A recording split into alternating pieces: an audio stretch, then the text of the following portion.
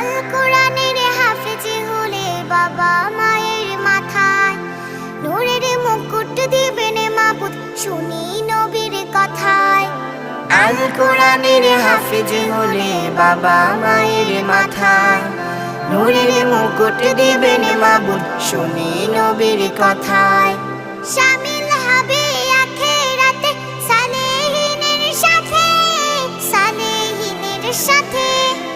আমরা হব এই দুনিয়ায় নবীর পথের পথিক, দিনের আলো ছড়িয়ে দেব আমরা চতুর্দিক। আমরা হব এই দুনিয়ায় নবীর পথের পথিক, দিনের আলো ছড়িয়ে দেব আমরা চতুর্দিক। এই কথাতে শপথ নিলাম ছোট্ট দুটি হাতে, ভাইয়া আমি মাদ্রাসাতে যাব তোমার